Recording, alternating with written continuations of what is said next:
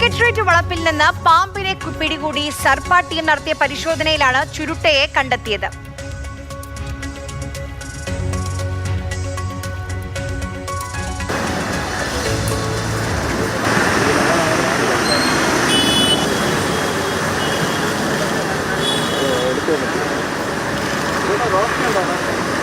അല്ലല്ല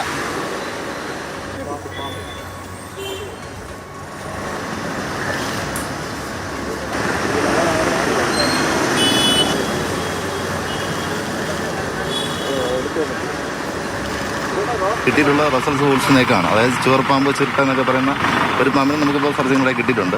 വേറെ പാമ്പുള്ള സാന്നിധ്യത്തിൽ ഉള്ളതായിട്ട് തോന്നിയിട്ടില്ല. മുന്നേ ഇതുപോലെ പാമ്പ് കയറിയപ്പോൾ നമ്മളെ വിളിച്ചിട്ടുണ്ടായിരുന്നു. അപ്പോൾ വന്നപ്പോഴൊക്കെ ചേരയാണ് നമുക്ക് കിട്ടിയിട്ടുള്ളത് വാക്സിനായത്. വേറെ പാമ്പുള്ള സാന്നിധ്യത്തിൽ ഒന്നും തോന്നുന്നില്ല.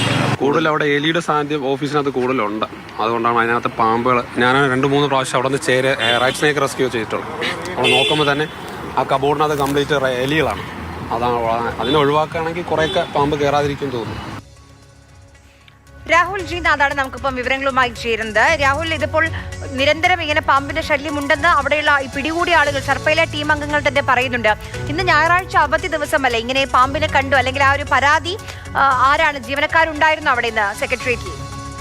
ഇല്ല, ജീവനക്കാരില്ലായിരുന്നു. നിലവിൽ ഇത്തരം പരാതികൾ ഉള്ളത് കൊണ്ട് തന്നെ ഞായറാഴ്ച ദിവസം അവർ പരിശോധനയ്ക്ക് വന്നതാണ്. ഇന്ന് വൈകുന്നേരമാണ് വ്യാപകമായി ഈ സെക്രട്ടേറിയറ്റ് പരിസരത്തിൽ പരിശോധന നടന്നത്. അവർ പറയുന്നത് വിഷമുള്ള പാമ്പുകളുടെ സാന്നിധ്യമില്ല, പക്ഷേ ചേരയുടെ സാന്നിധ്യമുണ്ട്. അപ്പം ഇപ്പോൾ പിടികൂടിയ ചുരുട്ടയുടെയും സാന്നിധ്യമുണ്ട്. ഓഫീസിനുള്ളിൽ ഈ എലികളുണ്ട്. അപ്പം അതിൻ്റെ ഭാഗമായ പാമ്പുകൾ എത്തുന്നത്. അതുകൊണ്ട് ഒരു ശുചീകരണം വേണമെന്ന് തന്നെയാണ് അവർ പറയുന്നത്. എന്തായാലും ഇന്ന് നടത്തിയ പരിശോധനയിലാണ് ഇത്തരത്തിൽ ചുവർ പാമ്പ് അഥവാ ഈ ചുരുട്ടയെ പിടികൂടിയത്.